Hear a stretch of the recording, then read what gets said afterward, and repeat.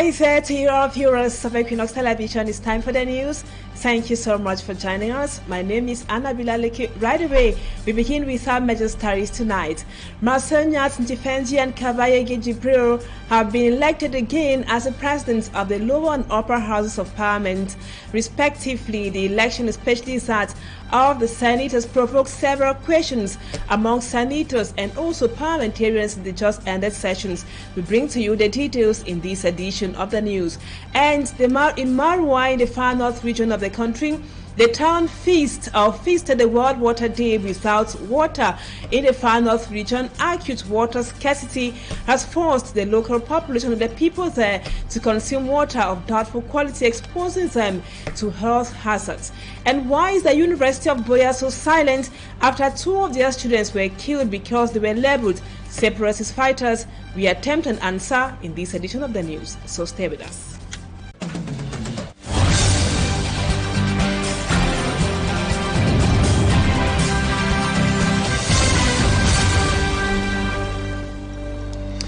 Welcome back, viewers. Thank you so much for always according us your time every 6 p.m. for the news in the English language. We begin this edition in health. Over 10 optical shops operating clandestinely at the Congo market here in Douala have been sealed by authorities of the Ministry of Public Health.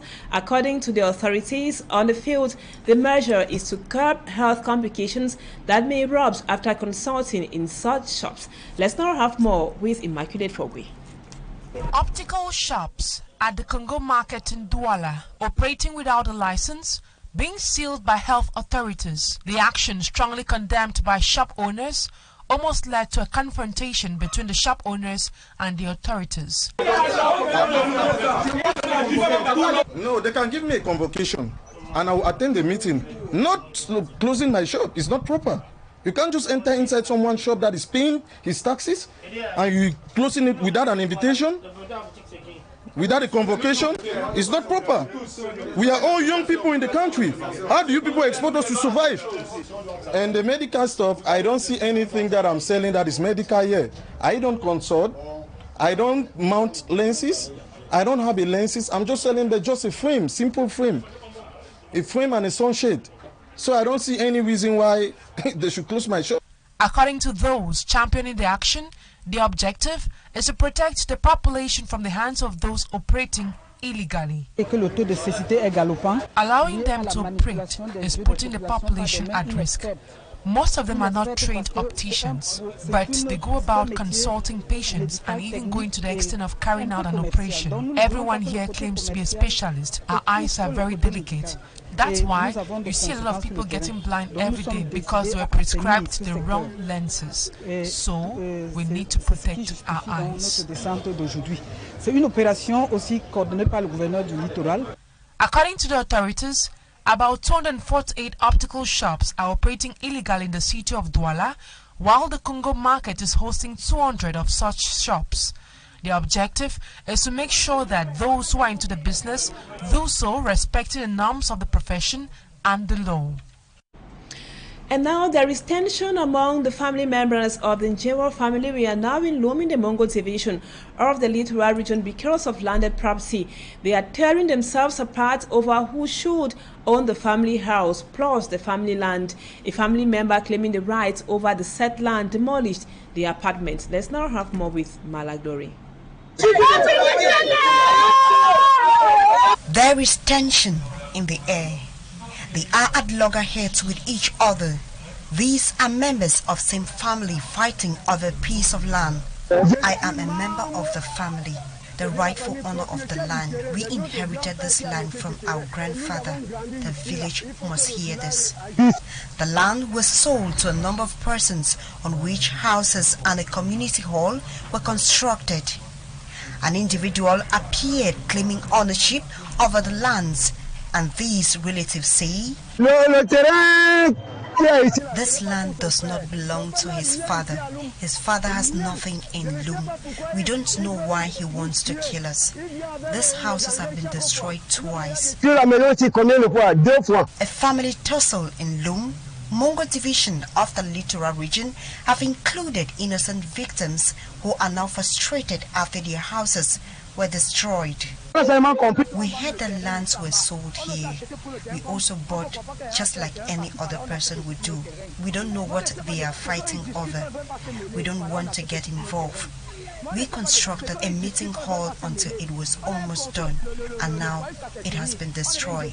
The demolition took place after the matter was taken to court in Banga. The victims, according to them, tried negotiating with the Njewa Fritz family to no avail. Then a call for a peaceful settlement so they can regain their land and property. Sad indeed. And now on to one of our lead stories. The population of Marwa in the far north region of the country says there are uncountable pleas for government authorities to address the chronic water crisis. There have been falling on deaf ears. They say they have to go for over 10 kilometers to get potable water, and also most often they are victims of rape. Our reporter Innocent Azet tells us that those in Marwa feasted the World Water Day without a drop of potable water.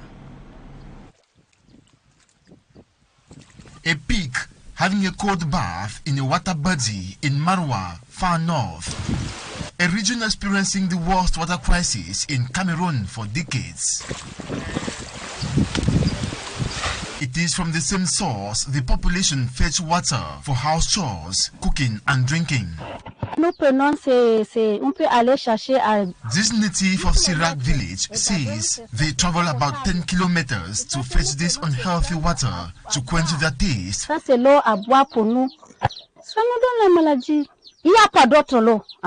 Cook and for washing. By consuming this contaminated water, cholera is not far from their doorsteps.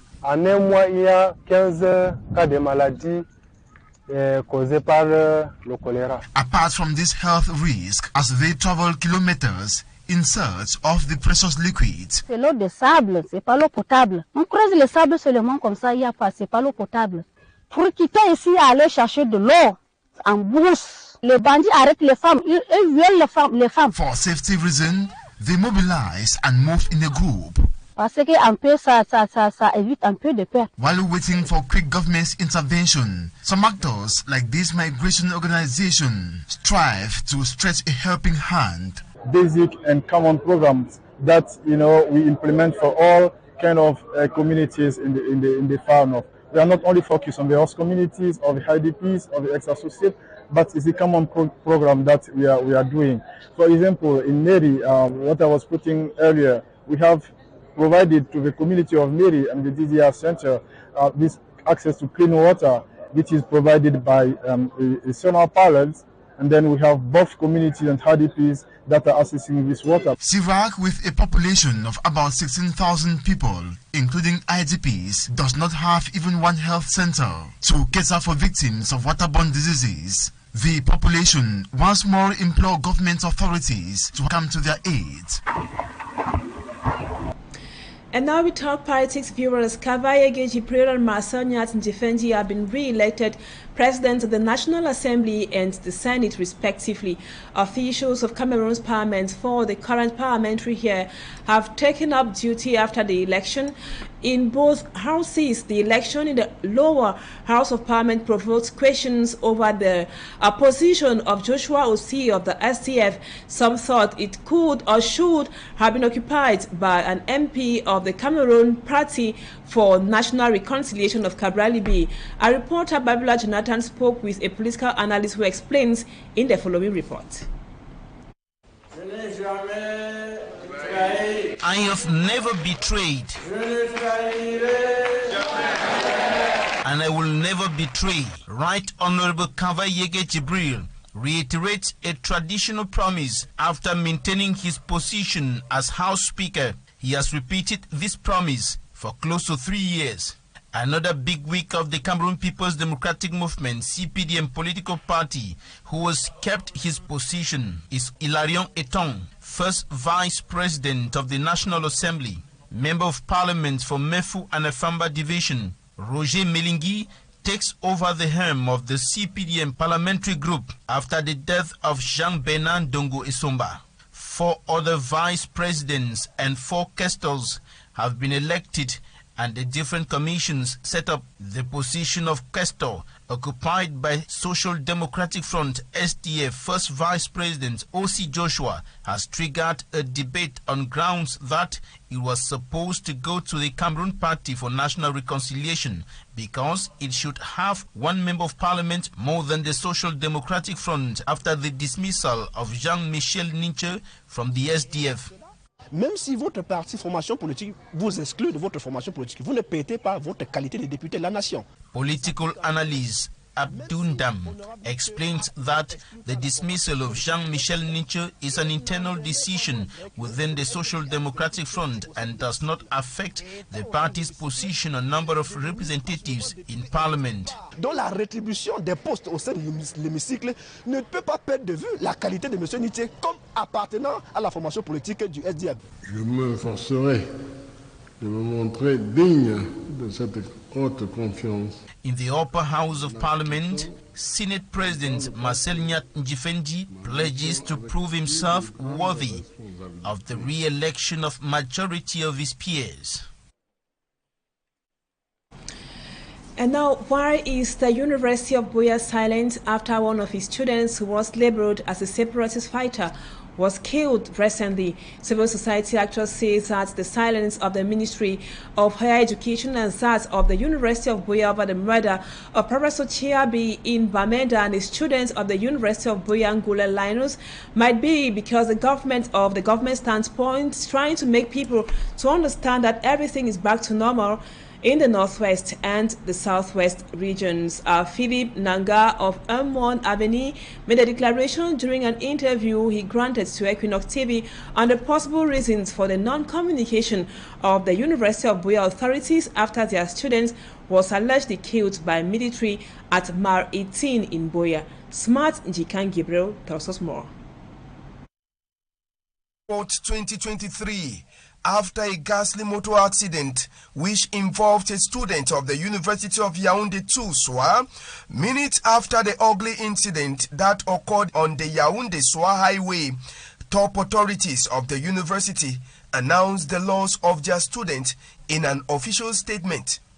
Unfortunately, it wasn't the same scenario in the southwest region after a student by name Ngule Linus studying conflict resolutions at the University of Buea was allegedly murdered by the military, claiming he was a separatist fighter. More than 2 weeks after the incident, authorities of the University of Buea are yet to send out any public notice. Barrister Agbobala Felix Nkongo was one of the people who tweeted about the incident. For Philippe Nanga, a civil society actor, the position of these authorities show clearly the position taken by the government. Il me semble que l'attitude du gouvernement. It seems like the attitude put up by the government is in relation to their current position about the crisis. According to the government, everything is back to normalcy in the two regions, and I think that is why government doesn't talk about the killings happening to maintain their standpoint. Simplement parce qu'il veut être cohérent avec sa position officielle. Apart from the University of Buea, the Ministry of Higher Education is also being pointed fingers for sitting quiet after the assassination of Dr. Chiabi at his residence in New Road, Nkwen, Bamenda 3 subdivision on March 15, 2023. The only post about the death of the historian was a tweet by Barrister Keremuna and a condolence message from Barrister Agbobala Felix Nkongo. For Philippe Nanga, they have recorded 500 deaths in the crisis-hit region in 2022 that the government has kept quiet about it. Nous avons documenté pour la seule année 2000. Just in 2022, we recorded about 500 people who were killed. You now see that the area, they said all is well. There are still cases of houses being burnt, illegal arrest and detention. Government can never communicate about this in an official statement. Et ça, ce n'est pas suivi, ce n'est pas la communication officielle. N'intègre pas toutes ces informations-là. The people are now waiting to hear from the University of Buea about the death of their student, Ngule Linus, and the other who remain missing till the time of this report. Sad incident there indeed. Now we talk sports. Cameroon's senior men's football team will need to get maximum points when they play against Burundi in their last qualifiers game of the AFCON. The Indomitable Lions, who failed to get a direct qualification ticket after losing to Namibia in South Africa, have put themselves on a difficult position. Smart Njikan Gabriel completes the story for us. Well, we'll be coming back to that sports report that would be in our subsequent news editions, viewers. That does it for the first part. The news don't go away. Talking Points comes up next.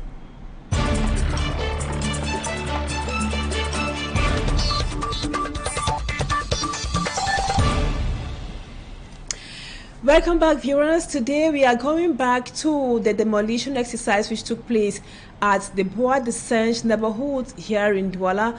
Bois de Singe is mostly inhabited by those who ran away from Boko Haram insurgency in the far north region, and also internally displaced persons from the northwest and the southwest regions. Recently, most of them are complaining that they have been rendered homeless and stranded after their houses were demolished. So we spoke to one of the victims, or one of the victims is our guest tonight, and he is Hamza Issa Jaja. Hamza Issa Jaja, thank you so much for accepting to be our guest on Talking Point tonight. You're one of the victims of the demolition exercise of houses at Bois de Singe, and you're also an internally displaced somehow. Thank you so much for accepting to be our guest tonight. Now, tell us, my very first question, we want to know, what is the bone of contention at Bois de Singe?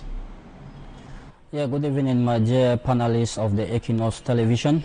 I think that it is of privilege for me to be here today on this platform to explain the issue which is going on at Bois de Singe, Dinde Bois de Singe. First of all, I will give you the small little biography about the existence of Bois de Singe, because we cannot talk on what is happening on the ground in Bois de Singe without you giving a little biography on how Bois de Singe come to existence. So Bois de Singe have come to existence from the year 2008. When few people settled there in 2008. 2008 to 2023, now is about 16 years when people were there. So, like I have been to Bois de Singe. I have been there in Bois de Singe as a inhabitant of Bois de Singe. That was early 2010.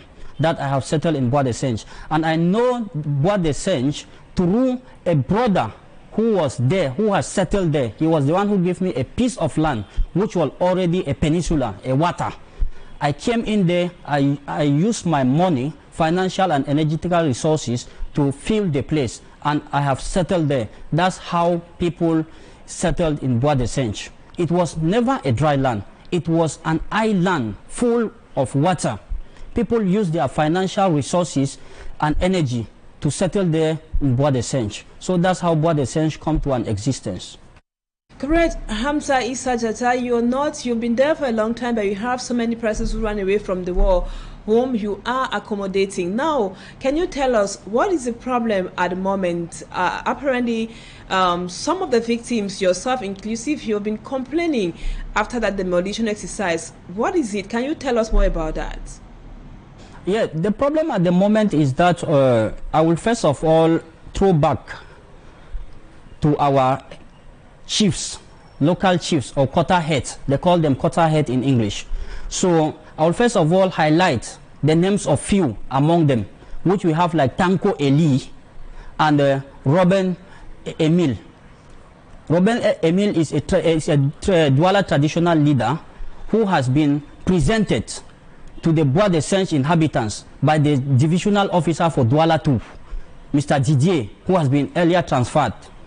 So as he was presented to us as the chief that is controlling Dinde Bois de Singe, all of us, we accepted him as him being the Ototon, which are the Douala Fourniers. Later on, the letter appointed a soft chief from Northwest region, Ebois Eric, by the same divisional officer Didier, who was working with the Robin Tumele. From then now, after they started the mafia, they told the inhabitants of Bois de Senche that they will go far away by creating a land title, what you call land title, in Bois de Senche. They created this land title in the names of all the local people that are still living in Bois de Senche. That was the land title which they opted from the government. So I couldn't tell you whether this land title is of real or fake, because I can't tell. We have the sub copies here of the land title. So from then now, they proceeded, these people proceeded in 2022 by removing a Bois Eric, who is from Northwest, and they replaced him with others because a Bois Eric was not submitted to their decision of moving out the inhabitants, the villageois who are staying in Bois de Senche, to bring in another inhabitants. Because if I can briefly recommend, few days back on this Equinoxe, Saint Equinoxe, the second deputy mayor for Douala 5, he used a statement which I was following up the program, same here in Equinoxe. He said that Bois de Senche is not a place where people can stay. It is a dangerous zone. We know about that. How come now it is a dangerous zone? Some scrupulous people are coming up with this land title to have the ownership of that land. How come? It is a place that the government says that it is not good for habitation. Then another people are coming up with this land title that they are the owners of that land, and they want to bring in another people to another persons to come and stay there, to live there. That is the question that I want, please. If the second deputy mayor of the Douala 5 is listening to this program, let him come back to this panel and tell Cameroonians that there are 2 difference or 3 difference of Cameroonians with not equal right. Because if that is not an area of habitation, let nobody have a land title on there except the government. But no, Mr. Hamza, you just mentioned a while ago yourself that Bois de Senche is a risk zone and should not be inhabited by people. So were you guys taken by surprise, or you were already aware that you could be demolished at any moment? Yeah, the demolition of that area is not by surprise, to an extent is by surprise. Are you getting me? So why did I say that it is not by surprise? Because they have created awareness. Not all the area was to be demolished. Only few houses were to be demolished by certain project. And we accorded that, we the inhabitants of Bois de Senche, we accorded that and make an accord with the divisional officer for Douala 2 subdivision, which he was there, live and direct. We were there with him. He says that those that the project were to touch, they were being compensated by the owners of those projects. Because the project that is being carried out in Bois de Senche is not a government project. The government is not aware of the project. It is a private individual issue. And the person who is responsible for that project, those few houses that were being eliminated or demolished, they were being, some of them were being compensated. And others who they say that did not want any money, they were being kept certain place by the company itself, by the individual, by the private sector himself, that they will fill another area to give them for habitation there. With the company, with the project, we have no problem with the project. And Mr. Hamza Issa Jaja, sure you are a victim. But now let's talk about notification. Were you guys notified or not? If yes, why complaining then? As to leave the area. Yes, thank you for hinting this very good point. What I want to make you know that the Minister of Territorial himself, in the past years, about couples 2 to 3 years, if I could not forget, because he came in there at Bois de Senche with the material reliefs for the displaced Northwest and Southwesterners and the Boko Haram displaced people there in Bois de Senche. When he is looking this program, he will testify what I'm saying. He was there. He says that they are hearing about a new area, which is Bois de Senche, the area. He has made a tourist visit and he has seen that it is really a city. From then, he did not make any concrete statement whether we were to stay or we were to leave. He gave out the material reliefs, the help to the population, and then he left. That's what I can testify. But as far as the government issue is concerned, government did not notify us whether you should stay or you should leave. That's why we say that we are aware of all the land ownerships and the limitations, property right under the Cameroon laws. We know that every land in this country is being owned by the state. No matter you are a native of that area, but the land is being owned by the state. Each time that the state will come up with its projects, important projects of the nation, you are bound to leave, to relocate to another area. But since now it is not the government who have come to notify the local population to leave that area, or another another quick project that the government wants to issue there, then we don't see any reasons why scrupulous fellows like you and I will come there and ask the local population and frighten them with a fake land title that they should leave that area. It is not the government. And the people that are doing that are not members of the government, are not the authorities of this country. They are just local people like you and I, who thinks that they have reached an optimum level and they have finances to do that. And now, Mr. Hamza, after the demolition exercise, Equinoxe Television actually was at Bois de Singe to see how it happened and how the population has been coping. Can you tell us now, because you seem to have to be a family head and also have so many persons under your care, how have you guys been living after your houses were demolished? With that, we are victims of that demolition. Most of us are stranded. We don't have anywhere to go anymore. We don't have anywhere to go. And on that fateful day that people were being demolished, they sleep on street, on the roads, with children, kids who are going to school in this 21st century. Some with all mothers, because then what they say, more of those people that have been demolished, or we that we have been demolished, you can see a person that who has been fled by Boko Haram, who is a Boko Haram victim. He is living with about 20 or 15 people in the single house. Is that normal? They are in their own country. They are not foreigners.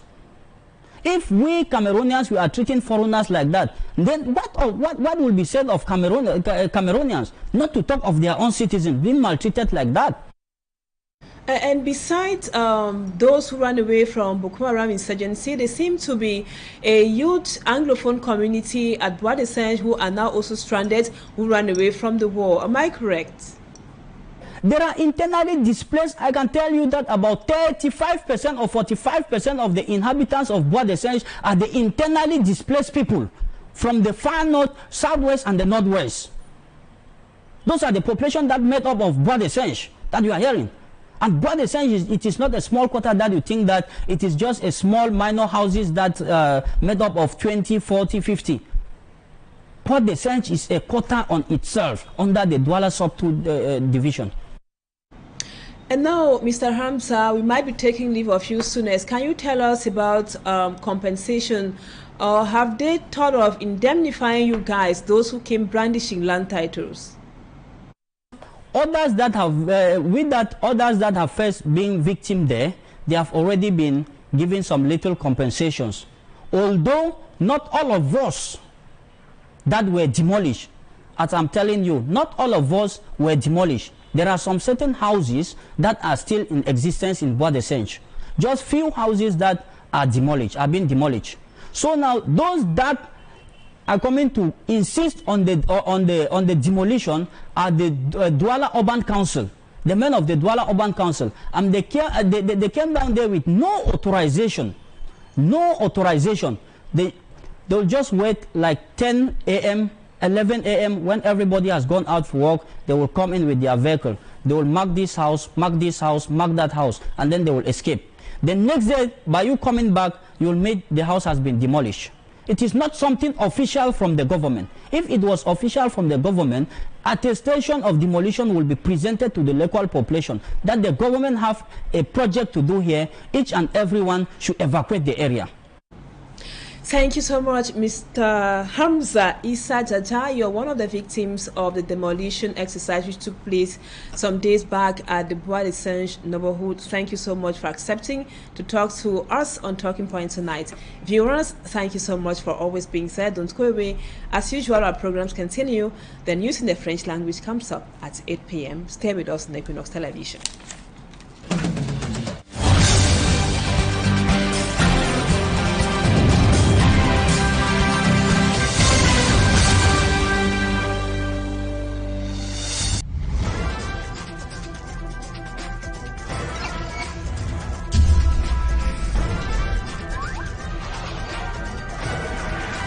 Equinoxe Télévision, au-delà de l'image, nous rendons